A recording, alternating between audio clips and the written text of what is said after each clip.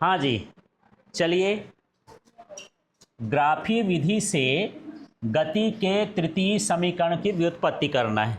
ठीक है, ग्राफ चाहे प्रथम समीकरण के लिए हो, चाहे दूसरे समीकरण के लिए हो, चाहे तीसरे समीकरण, तरीका वही है।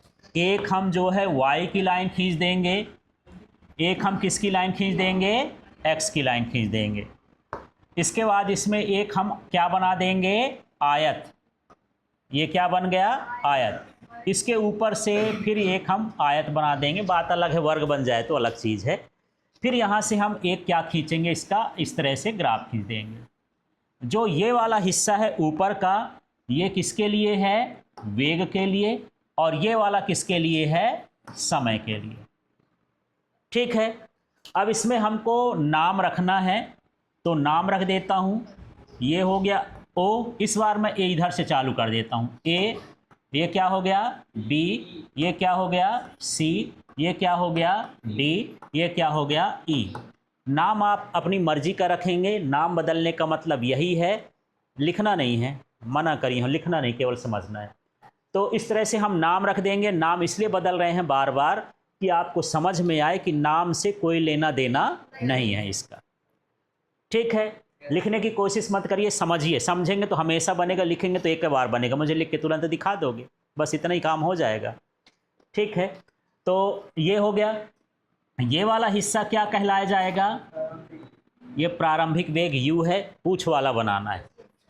इसके बाद देखो, कभी मैं ये भी देख रहा हूँ कि ये डंडा छोटा बड़ा हो रहा है। डंडे को बनाना कैसे है, जहाँ से ये पॉइंट चालू होता है, जहाँ ये पॉइंट ख़त्म होता है, तो आपको इसकी लेंथ बताना है कि इस पॉइंट से इस पॉइंट तक ये डिस्टेंस है। ना उसको छोटा करो, ना उसको बड़ा करना है। ठीक है, इसी तरह से देखो, डी वाला पॉइंट है, यहाँ डी है, और ओ वाला पॉइंट है, यहाँ ओ है। इन दोनों को मिलाओगे, ये वाली डिस्टेंस क्या कहला जाएगी, वी कहला जाएगी। इसी तरह से जैसे ओ वाला पॉइंट यहाँ चालू होता है, ए वाला पॉइंट यहाँ चालू होता है, यहाँ से यहाँ तक की डिस्टेंस क्या कहला जाएगी, टी कहला जाएगी। और आप जान गए होंगे कि ये वाली डिस्टेंस जो है भी में से यू को घटाने से आती है, भी माइनस यू कहला जाएगी, और ये क्या हो गया, ए कहला गया। ठीक है, और यहाँ पर थीटा लिख सकते हैं, आवश्यकता नहीं है इसमें, पर लिख सकते हैं। क्लियर हो गया, चित्र कंप्लीट हो गया। अब चित्र के बारे में क्या लिखना है, माना कोई वस्तु एक समान त्वरण से गति करती। पहली लाइन क्लियर हो गई क्या, माना कोई वस्तु एक समान त्वरण से गति करती है, जिसका प्रारंभिक वेग u, अंतिम वेग v, समय अंतराल t, त्वरण a, प्रवणता थीटा और विस्थापन s है। इतना चित्र के बारे में लिखना है। इसमें दिया नहीं है, पर इसका जो क्षेत्रफल है वही क्या कहलाता है, s कहलाता है। इसलिए विस्थापन को किससे दर्शाते हैं, s से। समझ में आ गया। बाय चांस ऐसा आ जाए कि गति के तीनों समीकरण ग्राफी विधि से ज्ञात करिए, तो क्या आप 3 चित्र बनाएंगे, क्या 3 बार इसको लिखेंगे, नहीं। जब आपका इकट्ठा आएगा तीनों समीकरण निकालने के लिए, तो केवल आप एक बार चित्र बनाएंगे और एक बार इसकी भाषा लिखेंगे। फिर आप सीधे चालू कर देंगे कि जहां विस्थापन बराबर क्षेत्रफल जैसा भी चलता हो वहां से, बार बार लिखने की ज़रूरत नहीं पड़ेगी। ठीक है, तो यहाँ पर मैं लिख रहा हूँ, अभी सूत्र बताया था कि जो विस्थापन होता है वो किसके बराबर होता है, हाँ, तो यहाँ पर समझना, ये होता है वेग समय ग्राफ से घिरा क्षेत्रफल लिख सकते हो, और नॉर्मली क्षेत्रफल भी लिख सकते हो। समझ में आ गया इतना, ठीक है। अब यहाँ पर हम सूत्र देखते हैं। विस्थापन का क्या संकेत होता है, एस। एस लिख देता हूँ, यहाँ से आपको समझना है। बराबर देखो, आपको मना कर रहे हैं, नहीं लिखना है, मत लिखो, सामने देखो। वेग समय ग्राफ से घिरा क्षेत्रफल है, तो इसको देखिए। अब यहाँ पर इस आकृति को देखो आप, ओ ए सी ई, ये पूरा अब इकट्ठा वाला देखना है, इसमें बस इतना अंतर है। पिछली बार हम त्रिभुज अलग देख रहे थे और आयत को अलग देख रहे थे। इसके बाद ये पूरा आकृति जो आपको ये दिख रहा है, थोड़ा सा मैं इसको दूसरे कलर से हाईलाइट करता हूँ, आप इसको समझिएगा। इस वाली आकृति को आपको समझना है। ये कौन सा चतुर्भुज कहलाता है, 4 भुजा है तो चतुर्भुज ही है। ये कौन सा चतुर्भुज कहलाया? समलंब चतुर्भुज, जिसके आमने सामने की भुजा समांतर हो और साथ में एक भुजा लंब हो, 90 का कोण हो, ऐसे हमको इसको क्या बोलते हैं? समलंब। अब देखो कैसे, ये है आमने और इसी का ये हो गया सामने, तो आमने सामने की भुजा क्या हो गई? समांतर। और ये लंब है, और लंब का मतलब ये मत समझना कि जब ऐसे डंडा हो तभी लंब होता है, वो कैसे भी हो सकता है, 90 का कोण बनना चाहिए। ठीक है, तो चलिए यहाँ पर क्षेत्रफल हम किसका लेंगे? यहाँ पर लिखा है कि वेग समय ग्राफ से हमको क्या चाहिए? क्षेत्रफल। क्षेत्रफल यहाँ पर क्या हो जाएगा? समलंब चतुर्भुज। और समलंब चतुर्भुज का नाम देखो, नाम बताओ। ओ ई सी ए, यही हो गया ना? ठीक है, तो मैं लिख देता हूं ओ ए, नहीं ओ ए लिख दिया हूं क्या? ओ ए सी ई लिख देता हूं तो ठीक। यदि आप ऐसा भी लिख देते ओ ए बी सी ई तब भी सही है, पांचों पॉइंट भी लिख सकते हो, नहीं सिंपल इतना भी लिख दो। तो देखो इस कोने का पॉइंट, इस कोने का पॉइंट, इस कोने का पॉइंट, इस कोने का पॉइंट लिखोगे तो ये बन जाएगा, या ऐसा भी चल के ऐसा लिख सकते हो, आपकी मर्जी। ठीक है, अब बात होती है कि ये जो समलंब चतुर्भुज है इसका सूत्र क्या होता है? समलंब चतुर्भुज के क्षेत्रफल का सूत्र जनरली याद नहीं रहता, क्योंकि ये बार बार इस्तेमाल होता नहीं है, तो इसको याद करना पड़ेगा आपको। आयत का सूत्र बन जाएगा, त्रिभुज के क्षेत्रफल का सूत्र बन जाएगा, लेकिन समलंब का सूत्र जो है आसानी से नहीं बनेगा। तो ये सूत्र होता है, देखो 1/2 और गुणे में होता है समांतर भुजाओं का योग, और गुणे में क्या होता है? ऊंचाई। याद तो करो पहले, क्या हो गया? 1/2 गुणे समांतर भुजाओं का योग गुणे क्या होता है? ऊंचाई। ये समलंब चतुर्भुज के क्षेत्रफल का सूत्र है। ठीक है, अब इसके बाद यहाँ पर देखो, मुझे बार बार मना करना पड़ रहा है कि लिखो नहीं, आप देखो यहाँ पर कुछ भी मत लिखो, सब बन जाएगा। 1/2 हो गया, कॉन्फिडेंस पैदा करो अपने अंदर, गुणे हो गया। अब समांतर चतुर्भुज है ना, समांतर भुजाओं का योग है, नहीं सभी भुजाओं का नहीं, समांतर जो आमने सामने की भुजा होगी। इसमें मुझे बता सकते हो कि समांतर भुजा कौन कौन सी है? हाँ, नहीं, यदि ओ ए को मानोगे तो इसके सामने समांतर है क्या? नहीं है, तो क्या होगा? और ए सी। देख लिए, या तो ए सी प्लस ओ ई कर दो, ये फिर से देखो समांतर ये है, और एक भुजा क्या कहला गई? ये समांतर है। अब इसको पहचान कैसे करेंगे? आमने सामने की भुजा समांतर, यदि मैं इसको मान लेता हूं तो सामने समांतर नहीं है, मानिए तो हो ही नहीं सकती है। ठीक है, तो एक क्या हो जाएगा? ओ ई, ठीक है, प्लस और क्या हो जाएगा? ए सी। यहां पर ध्यान देना, यहां दिख गया सबको? यहां गड़बड़ न करना, इसका और इसका। अब करना है गुणे ऊंचाई। अब जो भुजा बची है, तिरछी ऊंचाई नहीं होती है, ये बची है और ये बची है, सीधी कौन सी भैया? ओ ए, नहीं ओ ए, क्या है? ओ ए। तो यहां पर क्या हो जाएगा? ओ ए। ठीक है, मान रखते समय अभी कहीं पर इसी लाइन में प्रॉब्लम हो सकती है, इसलिए दोबारा से देख करके और पूछ लो कि कहाँ पर दिक्कत हो रही।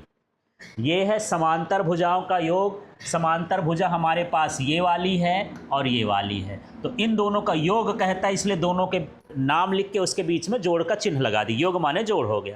फिर ऊंचाई का मतलब ये वाली लाइन है, तो इसका नाम क्या है? ओ ए। आप ओ ए लिखो, ओ बी लिखो, कुछ भी लिख दो, कोई डाउट है इसमें? ठीक, अब जब ये मान रख ही लिए हैं तो इसमें इनका जो मान है वो रखते हैं। देख लो, ये गुणे लगा दिया, ओ ई रेखा का मान देखो, दिख रहा है यू? ठीक है, ये मैं लिख दिया क्या? यू, प्लस ए सी का मान देखो यार, नहीं, हाँ, ये बी सी पूरी भुजा, समझ में आ रहा है? अभी आपकी नजरें दो चीज में जा रही हैं, मैं पूछ रहा हूं ए सी, आप बता रहे हो क्या? B C. बी सी है भी माइनस यू, AC का मतलब यहां से चालू होगा यहां तक जाएगा, तो सीधे आओगे O से D तक चलने वाला क्या है? V है। जान गए? तो यहां पर क्या हो गया? V। अब OA की बात करता हूं यार, तो OA क्या है? T है। ठीक है।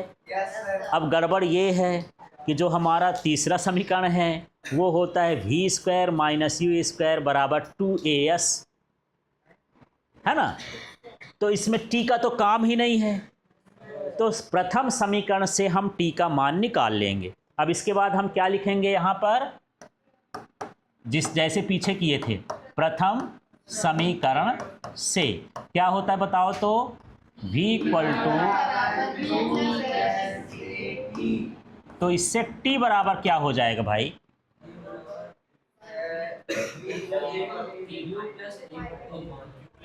हाँ, पहले तो इसको भेजो इधर, तो क्या हो जाएगा? v minus you. अब बचा क्या? तो बटे में क्या आ जाएगा? देखो भला, एक स्टेप बढ़ा दूं क्या? दिमाग से उड़ रहा होगा इसलिए बढ़ा देता हूं, पहले पक्षांतर कर दूं, है ना। देखो तो आपको शायद समझ में नहीं आ रहा, v माइनस यू बराबर AT, ये समझ में आ रहा है? yes, इनको हम इधर भेज दिए हैं, अब बराबर के इधर आए हैं, ये तो अपना मान बदल लिए हैं। अब इसमें से मुझे t ना चाहिए, a को भेज दूंगा तो क्या हो जाएगा? v माइनस यू, और बटे में क्या हो जाएगा? a बराबर क्या हो गया? t। ठीक है, क्लियर हो गया? yes, ये प्रथम समीकरण से आ गया। अब इस t का मान यहां पर रख देते हैं, ज़्यादा हो तो नंबर डाल सकते हो। ये समीकरण 1 हो गया, ये समीकरण क्या हो गया? 2। तो समीकरण 1 में समीकरण 2 का मान रखने पर या t का मान रखने पर रखें? ठीक है, चालू करते हैं। ये क्या लिखा है? ये लिख दिया s बराबर क्या हो गया? 1/2। फिर क्या लिखा है? v। चाहो तो गुणा चिन्ह लगा सकते हो, जरूरी नहीं, कोष्टक लगा है तो। अब यहाँ क्या लिखा है? हाँ, इसी t का कनेक्शन हम बना दिए इधर से। क्या मान है इसका? हाँ, तो यह लिख देते हैं, v माइनस यू बटे में क्या हो गया? a। ठीक है, अब ये सारा कुछ आ गया है, 2 को मैं इधर भेज देता हूँ, a को भी भेज देता हूँ, तो क्या हो जाएगा? ये 2as बराबर, थोड़ा देख लो फिर से यार, s मेरे पास पहले से है, 2 और a नीचे इधर से हैं बटे में, इधर जाएंगे तो क्या हो जाएंगे? 2a, तो ये क्या बन गया? 2as। लाइन समझ में आ गई? इस 2 को हाँ इधर भेज रहे हैं, क्या?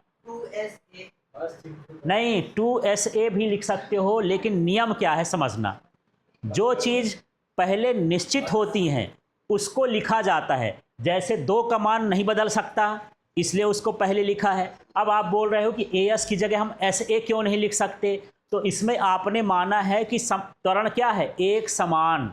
आप शुरू में क्या लिखते हो कि कोई वस्तु एक समान त्वरण से गति कर सकती है, तो त्वरण समान है, विस्थापन क्या हो सकता है? बदल सकता है। तो जिसका मान फिक्स रहता है, निश्चित रहता है, उसको पहले लिखा जाता है, जो अनिश्चित होता है वो बाद में लिखा जाता है। समझ में आ गया?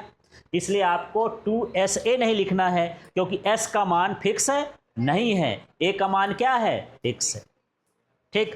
अच्छा, मुझे अब बताना, यहाँ से तो ठीक है, 2 और a को भेज दिए, मेरे पास एक कोठा बचा, ये बचा, तो मुझे बताना a प्लस बी और इंटू क्या होता है? a माइनस बी, ये a square minus B square. तो एक कन्फ्यूजन पैदा करता हूँ, इसको बताओ, ये v square minus U square होगा कि U square minus V square होगा? इसमें उल्टा उल्टा लिखे ना, इसमें u है, इसमें पहले u है, इसमें पहले क्या है? v है। मेरे यहाँ जो है इसमें पहले a है। अब जो माइनस में होगा वो माइनस में रहेगा, माइनस में कौन है? u, तो यहां पर रहेगा v square minus U square. समझ में आना? v को पहले लिखेंगे। अब ये कौन सा समीकरण आ गया? गति का तीसरा समीकरण। ठीक है।